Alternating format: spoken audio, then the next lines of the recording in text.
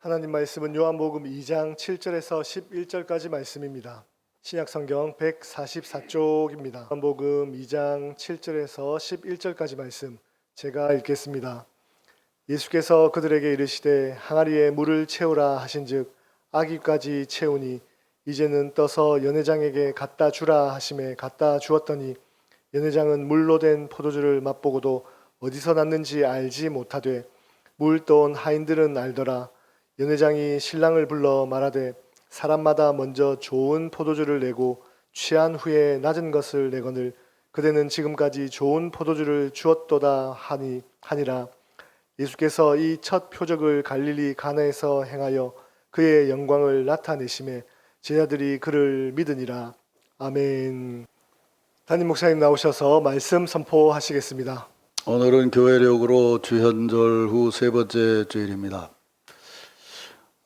이 시간에 교회력으로 주신 말씀인 요한복음 2장에서 말씀을 봉독을 했습니다. 이제 이 말씀을 중심으로 해서 새 사역을 시작하며라는 제목으로 설교 말씀을 드리겠습니다.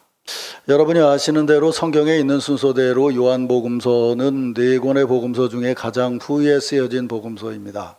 사도 요한은 마태, 마가, 누가복음을 알고 있는 신자들에게, 그러니까 세 권의 공감복음서를 나름대로 읽고 예수 그리스도를 믿게 된 성도들에게 시간이 좀 지난 후에 성령이 임하고 교회가 곳곳에 세워진 후에 그 성도들에게 지금 여러분들이 믿고 있는 예수 그리스도가 누구이신지를 체험도 중요하지만 신학적으로 더 분명하게 알아야 됩니다. 그래서 이미 예수를 믿는 신자들에게 예수를 믿는 것이 무엇인지를 신학적으로 전하려는 목적하에 복음서를 기록을 했어요. 그래서 초반을 읽어보게 되면 접근 방법이 다르다는 것을 분명히 알 수 있죠. 요한복음은 1장을 시작할 때 이렇게 말하죠. 예수님이 누구시냐? 태초에 말씀이 계시니라. 이 말씀이 하나님과 함께 계셨으니 이 말씀이 하나님이시니라 라고 해서 신학적으로 말하면 인간의 몸을 입고 오시기 이전에 선제, 말씀으로 선제하셨던 때부터 예수님을 말하고 있어요. 그러니까 마태마가 누가복음서에서는 베들레헴에서 출생한 것으로부터 예수님을 소개하는데 요한복음은 말씀으로 선제하신 하나님이 인간의 몸을 입고 오셨다고 하는 신학적인 소개로부터 복음서를 시작을 해요. 또 이어지는 세례 요한의 소개도 그는 빛이 아니고 그 빛에 대해서 증거하러 온 자다라고 해서 제사장 사가랴가 어렵게 낳은 아들이라고 소개하는 공관복음서와는 다르게 구원론적인 관점에서 빛이신 예수 그리스도를 전하기 위해서 먼저 하나님께서 보내신 자라고 신학적으로 설명을 하고 있어요. 이렇게 신학적으로 예수 그리스도와 세례 요한을 소개한 후에 사도 요한은 예수님이 제자들을 택하신 것을 쭉 기록하면서 1장을 마치고 이제 2장에 들어서서 예수님의 공생의 사역을 소개하기 시작하는데 복음서는 회개하라 천국이 가까웠느니라. 공감복음서는 그렇게 이야기를 시작하는데 요한복음은 갈릴리 가나의 혼인잔치로부터 예수님의 첫 사역을 말씀하고 있는 거예요. 그러니까 직접적으로 말씀한 게 아니고 그 사건에 담겨져 있는 의미를 보면서 예수님이 이 땅에 오셔서 하신 사역의 의미를 분별하라는 거죠. 그래서 사실 예수 처음 믿는 분들에게 요한복음을 읽으라고 하는데 그냥 읽어도 되지만 사실은 요한복음은 굉장히 어려운 성경이에요. 그래서 교회 사역에 참여해보고 성령의 은혜도 받고 이런 사람들이 요한복음을 읽으면서 감동을 받고 더 새롭게 사역을 시작할 수 있게 되는 것이 요한복음이에요. 그런 의미에서 보면 지금 주연절 절기를 지나면서 올 한 해 더 아름답게 더 행복하게 주의 사역에 임하겠다는 결심으로 새 사역을 시작하는 우리에게 이 예수님의 첫 사역의 말씀을 주시는 것은 하나님의 놀라운 은혜와 축복인 것이에요. 우리가 인생을 살아가는 여정에 그저 인상주의적으로 얘기를 하자고요. 혼인잔치만큼 아름답고 행복한 시간이 어디 있겠어요? 제가 이제 올해 은퇴를 하게 되니까 마지막 인사부장을 하는데 올해 참 우스운 일이 젊은 전도사가 이제 시취를 하게 됐어요. 전도사 할 때는 이제 신앙간증이랑 써가지고 인사부에 와서 이제 말하자면 면접을 하는 거예요. 근데 그걸 이제 지방회 때 해야 되는데 지방회 때 오라고 그랬더니 이 친구가 뭐라 그러냐면 지방회 때 못 오겠다는 거라. 아니 못 오다니 그랬더니 뭐라 그러냐면 그날 웨딩 촬영이 잡혔습니다. 그 담임 목사가 와서 그래요. 그 웨딩 촬영 잡혔는데 그거 뒤로 물으면 벌금이 너무 많아서 젊은 전도사가 그거 어렵습니다. 그래? 그러면 어쩔 수가 없지. 우리가 다시 모이지. 난 참 마음이 좋은 것 같아. 그래갖고 지난주 금요일 날 모여가지고 얘기를 했어요.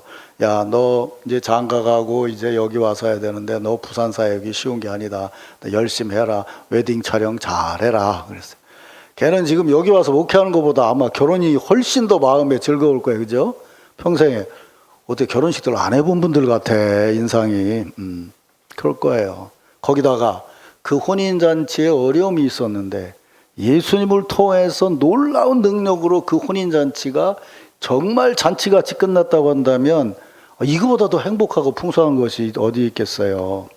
그러니까 예수님의 사역이 이런 거라는 것을 얘기하면서 새해를 시작하는 우리들에게 이 말씀을 줄 때는 올 한 해 사역은 이런 것이 될 것을 비전으로 보고 주의 사역에 임하라고 하는 하나님의 은혜와 축복이 담겨져 있는 것이죠. 믿습니까, 여러분?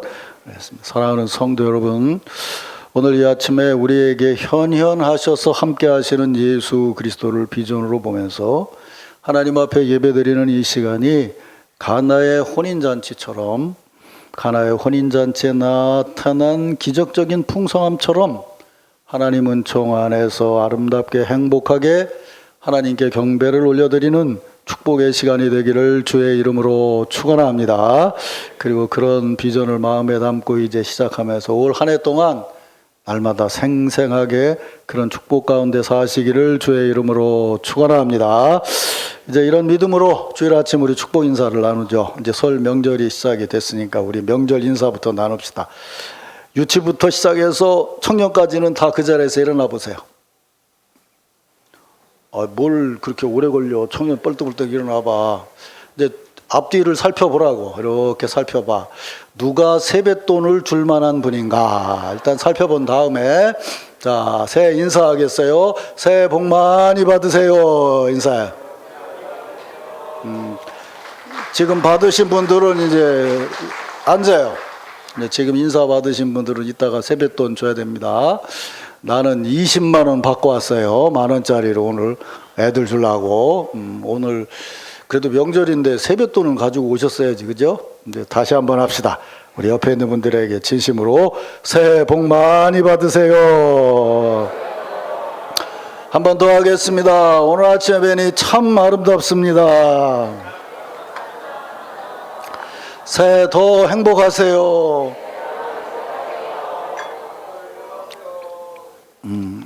성가대에서 또 메아리가 나오기 시작했어요. 자, 이제 이런 비전을 마음에 담고 오늘 주신 말씀을 조금 자세히 보면서 새해 사역에 임하는 우리들에게 주시는 하나님의 음성을 듣겠습니다. 오늘 설교는 조금 신학적이라서 의미를 해석해야 되기 때문에 아시는 얘기지만 집중해서 들으셔야 은혜롭게 설교를 들을 수 있을 겁니다. 자, 2장 첫 절인 2장 1절에 보면 그 사건이 일어난 때를 사흘째 되던 날이라고 합니다. 그럼 우리 호기심상 사흘째 되던 날 그러면 도대체 언제부터 사흘 된 날인가 그래서 앞을 찾아보게 되죠. 그랬더니 1장 43절이 그 앞인데 그 사건은 또 어떻게 시작이 되냐면 이튿날 이렇게 시작이 돼요. 그럼 또 궁금해지잖아요. 언제부터 이튿날인가. 또 앞으로 가니까 또 35절에 또 이튿날 그래요. 또 앞으로 가니까 또 29절에 또 이튿날 그래요. 그러니까 1장에서는 예수님이 사역을 시작하시기 전에 있었던 일들, 새로운 일들을 소개하면서 그때마다 다음날 이렇게 소개를 하고 2장에 들어서서는 예수님의 본격적인 사역을 시작하는데 사흘째 되던 날 이렇게 얘기를 해요.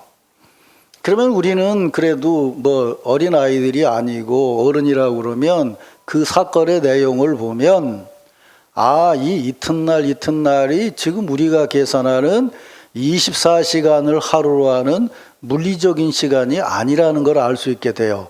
그럼 예수님이 제자 삼는 게 막 며칠 만에 다 했다 이런 얘기가 아니니까요. 또 그렇게 보면 분명히 신학적인 의미에서 이튿날을 말하고 있다는 것을 우리가 생각하게 되고, 그리고 이튿날이 지나더니 그 다음에 2장에 들어서는 갑자기 이튿날이 아니고 사흘째 되던 날이라고 한단 말이에요. 그럼 이 사흘째 되던 날이 진짜 3일 된 게 아니고 의미상의 3일이라는 거죠. 그러니까 지금 요한은 예수님을 창조 전에 있었던 분이라고 얘기를 하면서 이튿날 얘기하는데 잘 들여다보시면 그 이튿날이 6번이 나와요. 그러니까 이게 무슨 얘기를 하려고 그러냐면 예수님의 사역 시작 전에 창세기 초반에 나왔던 창조의 기사와 더불어 1장을 해석하고 있다는 거예요. 그리고 2장에 들어서서 예수님의 사역을 시작하실 때는 시간적으로는 사역의 시작이지만 이미 성경을 읽는 사람들은 교회가 세워지고 성령의 체험을 한 분들이기 때문에 무엇을 알고 있냐면 사흘 만에 예수께서 부활하셨다는 걸 알고 있는 거예요. 그러니까 신학적인 의미에서 보면 예수님이 사역이 시작하시기 전에 있었던 일은 구약의 창조적인 의미에서 날마다 조금씩 새로운 일이 되어졌다는 것을 말씀하고 있고, 예수님께서 가나의 혼인잔치라는 엄청난 사건으로 사역을 시작하신 것은 그분이 부활하신 분으로 역사하신다는 것을 신학적으로 믿어라, 그런 말씀이에요. 그것을 공간복음서를 읽어본 사람들은 누구나 다 이해할 수 있는 것이죠. 그래서 요한복음은 성경은 보통 문자적으로 읽으라고 얘기하지만 절대로 문자적으로만 읽어서는 의미를 이해할 수가 없어요.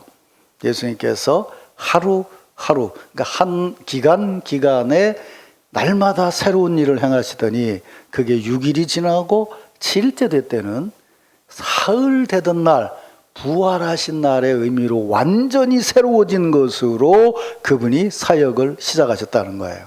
그러니까 이렇게 보면 혼인잔치에서 물로 포도주를 만들었다는 거는, 그게 떨어졌을 때 포도주를 만들었다는 건 정말 죽음을 넘어선 새로운 시작인데, 그 새로운 시작은 앞에 것과는 완전히 차원이 다른 것이 일어나게 되는 거죠.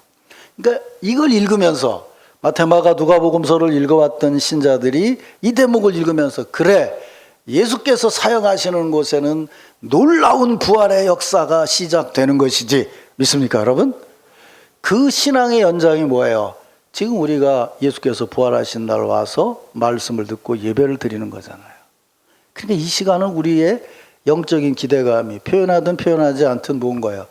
그분이 부활하신 사흘째 되던 날과 같은 그런 놀라운 은혜가 오늘 시작될 것이다. 믿습니까 여러분? 그런 믿음을 가질 때에 매주 주의 전에 와서 예배를 드리는 것이 날마다 새로워질 수 있는 것이죠. 이런 은혜와 축복이 여러분 모두에게 함께하기를 주의 이름으로 축원합니다. 자, 뭐 잘 아시는 사건인데 이제 예수님께서 물로 포도주를 만들어서 그 혼인잔치를 풍요롭게 하고 더 행복하게 하고 아름답게 했다는 것인데, 이제 오늘 아침에는 한 2가지 정도만 생각을 해보려고 합니다. 자, 3절 이하에 보면 포도주가 떨어진지라 예수의 어머니가 예수께 이르되 저들이 포도주가 없다 한다 하니 예수께서 이르시되 여자여 나와 무슨 상관이 있나이까 내 때가 아직 이르지 아니하였나이다 라고 대답을 해요. 그랬더니 예수님 어머니가 하인들에게 하는 말이 너희에게 무슨 말씀을 하시든지 그대로 해라 그렇게 얘기해요. 포도주가 떨어졌다고 그래서 예수님에게 알렸더니 그러면 어머니가 얘기하면 그래요? 내가 좀 도와드릴까요? 뭐 이래야 말이 맞는 것 같은데, 예수님이 얘기하는 게 그냥 모르는 사람이 들으면 이렇게 버릇없는 아들이 있나, 여자여 나와 무슨 상관이 있는, 그러니까 만약 우리 아들이 우리 집사람 보고 뭐라 했더니 여자여 나와 무슨 상관이 있나니까 이러면 내가 귀싸대기를 한 대 때리지 그걸 내비두겠냐고. 내 때가 이르지 아니했다. 그랬더니 또 예수님 어머니는 그 얘기를 듣고 아이고 마음도 좋지 기분도 안 상했는지 또 하인들에게 말씀하시는 대로 해라. 그래. 아니 내 때가 이르지 않았다 그러면 아무것도 안 하겠다는 얘기인데 말씀하시는 대로 해라. 그랬더니 또 예수님이 또 했다는 거야. 이 무슨 집안 이런 콩가루 집안이 있어 그래. 그래서 제가 말씀드리잖아요. 요한복음은 행간을 못 읽으면 뜻을 이해할 수가 없어요. 이 대화가 영 이어지는 것 같지는 않아요. 근데 이 대화 속에 담겨져 있는 의미를 분별하는 게 참 중요해요. 자, 예수님 어머니 마리아가 저들에게 포도주가 없다는 얘기를 예수님께 전했더니 예수님이 이렇게 말씀하세요. 그게 나와 무슨 상관이 있나이까? 내 때가 이르지 아니하였나이다. 라고.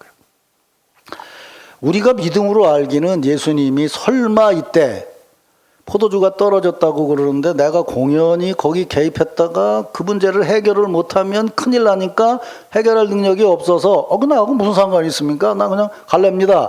이렇게 말한 거는 아니겠죠. 그러니까 어쨌든 예수님이 뭐 천지를 창조하신 분이라고 하는 걸 1장에서 쭉 얘기했다면 2장에서 우리는 이 정도 문제는 분명히 해결할 수 있다는 걸 믿고 있어요. 그런데 얘기를 해요. 뭐라고 얘기하냐면 나하고 상관이 없습니다 라고 말했다는 거예요. 그러면 정말 이게 이상하잖아요. 지금 이 상황에서 이게 정말 나하고 상관이 없고 내 때가 이르지 않았냐고. 정말 내 때가 이르지 않았냐고요. 왜냐하면 1장부터 여기까지 읽어보면 이미 예수님 때가 왔죠. 그럼 뭐예요? 세례요한이 예수님이 지나는 걸 보고 이렇게 말했어요. 보라, 세상죄를 지고 가는 하나님의 어린 양이다. 그건 이미 사역을 시작했으니까 그런 말을 했겠죠. 그 다음에 또 제자들에게도 말했어요. 와서 보라, 나를 따라오라. 예수님이 자기 사역을 하고 있기 때문에 그들이 예수님에게서 메시아를 보았기 때문에 예수님을 따랐지. 만약 때가 이르지 않고 그냥 있었다면 제자들이 그냥 집으로 가지 않았겠냐 그 말이에요. 그러면 이미 1장에서 예수님께서 이미 사역을 시작하셨고 제자들도 세례 요한도 그분이 메시아로 사역을 시작하고 자기 때를 시작한 것을 이미 예수님을 본 사람들은 알았다는 거예요. 근데 여기서 왜 내 때가 이르지 않았다라고 예수께서 말씀하셨냐는 거죠. 이 의미를 이제 우리가 분별해 봐야 돼요. 천지를 창조하기 전에 예수님이 말씀으로 계셨다라고 얘기하는 것은 그분은 영원하신 분이시기 때문에 예수님의 때는 이때 저때 할 것 없이 언제나 예수님의 때죠. 믿습니까 여러분? 영원하신 하나님이고 그분이 하시는 것이 영원한 기업이라고 한다면 언제나 예수님의 때는 항상 있는 것이에요. 그런데 문제는 뭐냐 하면 예수님이 이 땅에 오셔서 죄를 짓고 살아가는 우리를 구원하시기 위해 오셨다 그러면 그분의 때에 응답하는 우리들이 있어야 그분의 때와 우리의 때가 만났을 때 진정한 예수의 때가 우리에게 이루어질 수 있다는 거예요. 세례 요한도 예수님을 보고 만나고 얘기했고 제자들도 만나고 얘기를 했어요. 그러면 이 대목에서 예수님께서 혼인잔치 자리에서 내 때가 이르지 않고 이건 나하고 상관없다는 얘기는 무슨 얘기냐면 아직 이 자리에서는 나는 여기 와 있지만 이 혼인잔치에 하고 있는 혼주나 이런 사람들은 아직 나하고 만날 준비가 안 돼 있다는 거예요. 그래서 주님이 역사하실 때가 안 됐다는 거예요. 그걸 마리아는 알아들었죠. 그래서 뭐라고 얘기해요? 하인들에게 그분이 무슨 말씀을 하시든지 그대로 해라. 그러니까 그분의 말씀하심을 그대로 따라할 때 그분의 때가 내 때가 될 수 있다는 거죠. 믿습니까 여러분?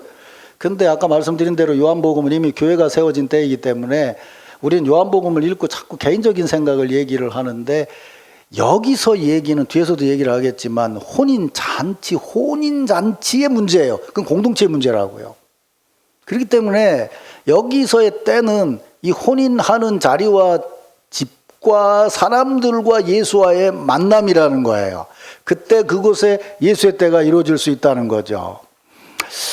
먼저 여기까지만 정리하고 말씀을 드리면 아까 그 찬양대가 부른 찬송을 오해하기가 쉬워요. 주께로 가까이 하기를 원합니다. 나의 평생 다가도록 나와 동행하옵소서라는 이 얘기를 마치 내가 어려우니 주님은 멀리 계셔서 내가 주님을 가까이 하려고 애를 쓸 테니까 주님이 나하고 동행해 주십시오라고 읽고 찬송하면 그 찬송을 잘못하고 있는 거예요. 여기 선제는 뭐냐면, 왜 우리가 신하인이 기쁨이 있냐면 그분은 이미 내게 가까이 와 계셔요. 그분을 믿고 내가 가까이 하는 거예요.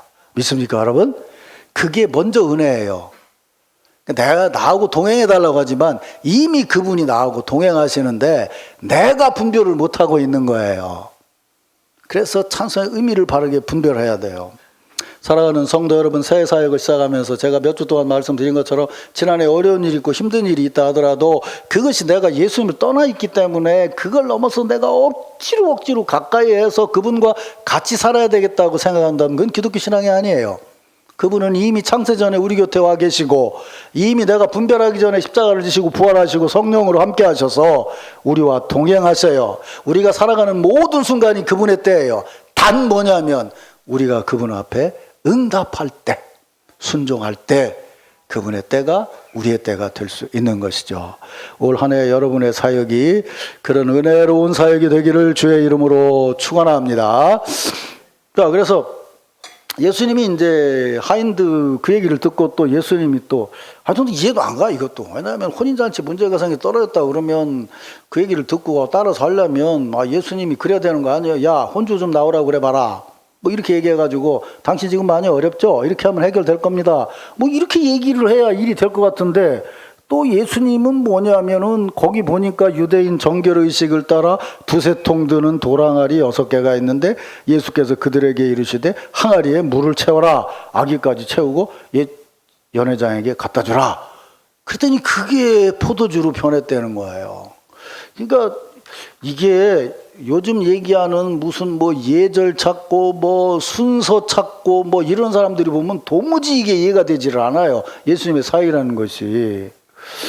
자, 그러면 좀 전에 말씀드린 것처럼 예수님이 혼주를 부르든지 연회장을 불러서 이거 해결하려면 이렇게 해야 되니까 당신이 조치를 하시오. 그러면 이제 연회장이 하인들 이리 와봐. 그래갖고 불러가지고 이 선생님 말씀하시는 대로 해라. 그리고 뭐 따라 할 수도 있었겠죠. 근데 솔직히 그랬다 그러면 그 연회장이 예수님이 시키는 대로 해라 그런데 옆에서 물 갖다 부어라 그러면 옆에서 듣고 뭐라고 생각하겠어요? 이거 또라이 아니야 이럴 거 아니에요. 지금 뭐 포도주가 떨어져서 난리 났는데 누구 약 올리는 거냐 이렇게 얘기할 거잖아요. 근데 예수님께서 하인을 불렀다는 거예요. 이 대목이 굉장히 중요해요. 왜냐하면 여기서 하인은 우리가 생각하는 하인이 아니고 신약 성경에 수도 없이 집사라고 번역된 말하고 같은 뜻이에요. 집사예요, 집사. 지금 여러분 집사들이라고요. 이 집사를 일반적으로 얘기하면 뭐라고 하냐면 지금 일하고 있는 사람이라는 뜻이에요. 지금 일하고 있는 사람들이라는 뜻이고 그 말을 달리 말하면 요즘 제가 얘기하는 프랑스 철학자인 가브리엘 마르셀의 얘기대로 하면 무슨 얘기냐면 참여하고 있는 자라는 뜻이에요. 지금 참여함이라는 거예요. 그럼 이 대목이 이제 참 기가 막히게 의미가 있는 거예요. 말하자면 예수님께서 그 잔치를 보는데 그 잔치의 변화가 일어날 수 있는 계기는 뭐냐 하면 앞에서 이튿날 엿새가 지냈듯이 여기서도 내가 얘기하는 거를 일상적으로 이해할 수 있고 거기에 참여하는 자를 통해서 기적이 나타날 수 있다는 거예요. 기가 막히잖아요. 항아리가 6개요. 6개 항아리. 우리 노집사는 딱 알아듣네. 창조 날짜하고 똑같다고 말해요. 일상적인 일인 거예요. 종은 이게 뭐예요? 정결의식을 위한 거죠. 그럼 손님이 딱 왔을 때 손님 발 씻어주는 물이에요. 혼인잔치라니까 물이 다 떨어졌어요. 다 떨어졌으면 다음에 누가 오는 걸 위해서 그걸 채우는 것은 종으로서 당연히 해야 될 일이에요. 채워라 그랬더니 그건 내가 할 일이 아닌데요. 난 이거하고 상관없는데요 라고 얘기할 수 있는 사람이 아니라는 거예요. 거기다 또 중요한 것은 뭐냐면 2-3통 드는 항아리라고 말했어요. 이게 무슨 뜻일까요? 혼자 채울 수 있는 항아리가 아니라는 거예요. 2-3사람이 모여서 함께 기도하면 이랬잖아요. 그러니까 일상적인 일을 집사들이 한 공동체가 돼서 일하는 속에 하나님의 기적의 역사는 시작될 수 있다는 거예요. 믿습니까, 여러분? 이 사람들이 이거 갖다 부으면 그래 저분이 기도하시면 이게 포도주가 되겠지, 그래서 그렇게 생각하면서 저분은 전능하신 분이고 능력이신 하나님의 아들이시고 하는 신학적인 규정을 가지고 본 사람들이 아니에요. 그걸 학문적으로 생각한 사람들이 아니에요. 그냥 갖다가 채워라 그러면 채우는 사람들이었어요. 같이 채우면 한 항아리가 한 번에 채워진다는 것을 경험해 본 사람들인 거예요. 신앙은 물론 신학적인 논리를 얘기하지만 가장 중요한 것은 뭐냐면 경험이고 체험이라는 거예요. 체험해 본 사람만이 다음 얘기를 할 수 있다는 거예요. 일상적으로 늘 해보는 거를 할 수 있는 사람만이 할 수 있다는 거예요. 그거 안 해본 사람은 뭐라고 얘기하냐면 이걸 왜 채워야 됩니까? 이걸 왜 두세 혼자 하면 안 됩니까? 뭐 이런 사람은 주의 일이 일어날 수가 없다는 거예요. 그래서 예수께서 주인을 부른 것이 아니에요. 주인을 부른 것이 아니고 언제든 자기가 명령하면 그것을 채우는 것이 자기의 때라는 것을 알고 있는 종들에게 예수님께서 말씀하셔서 예수님의 때와 종들의 때가 하나가 됐을 때 기적의 역사가 나타난 거예요. 교회 일을 해보면요, 일하는 사람과 일하지 않는 사람의 차이가 이거예요. 자꾸 질문해요. 질문을 한다는 것은 절대로 이거하고 하나가 될 수 없는 거예요. 만약에 지금 한 사흘쯤 물을 못 마신 다음에 여기 왔더니 여기 물이 있으면요, 일단 독약이 들었는지 볼 것도 없이 물도 벌컥 마시고 나요. 그러면 누가 옆에서 내가 거기다 침 뱉었는데 그러면 그때 먹은 다음에 알팔팔 그러지, 이거 목마른 사람이 여기 왔고요, 이거 정수기에서 나온 겁니까? 이거 언제 떠다 놓은 겁니까? 이렇게 얘기를 하는 사람은 이미 그 상황에서 벗어난 사람인 거예요. 왜 예수께서 인간의 몸을 입고 이 땅에 오셨는지 아세요? 우리의 삶은 그렇게 관찰자로 봐서 되는 것이 아니라는 거예요. 참여함으로 되는 거라는 거예요. 일상적인 일에 참여함 속에 그 참여함이 예수 그리스도의 때와 은혜와 맞았을 때, 그것에 순종하는 것이 됐을 때 그 일이 하나님이 역사하시는 자리가 되었다는 거예요. 사랑하는 성도 여러분, 신년 초에 여러분이 기도 제목을 정할 때 새해는 뭐 엄청난 일을 하고 싶다는 기도 제목을 정할 수도 있어요. 그러나 분명한 것은 저나 여러분이나 별로 엄청난 일 못해요. 여전히 작년에 했던 일을 이어가기가 쉬워요. 거기서 조금 달라지겠죠. 그 조금 달라진 것을 절대로 무시하지 마세요. 일상적으로 하는 일을요. 하나님은 그 일상적인 일을 통해서 기적을 이루신 거예요. 하나님께서 모세를 보낼 때 제가 설교했잖아요.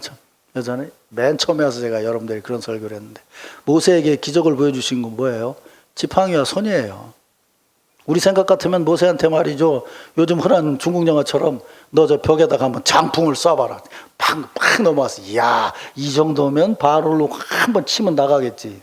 아니에요. 그게 아니었어요. 손을 얻더니 변했다가 또 다시 넣으니까 변했어요. 이 무슨 얘기예요?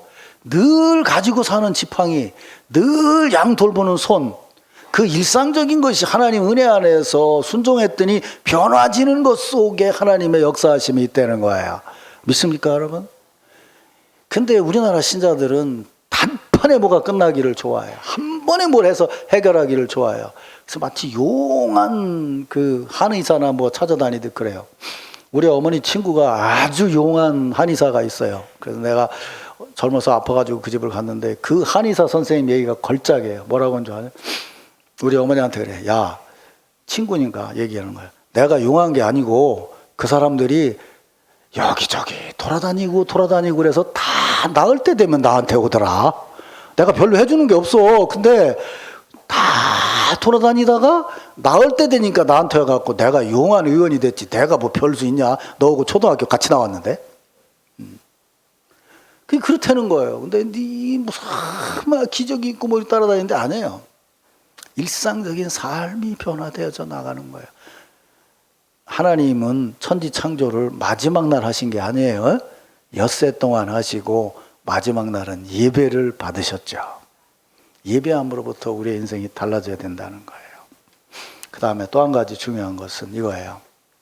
자, 거기 마지막에 이런 말이 나오죠.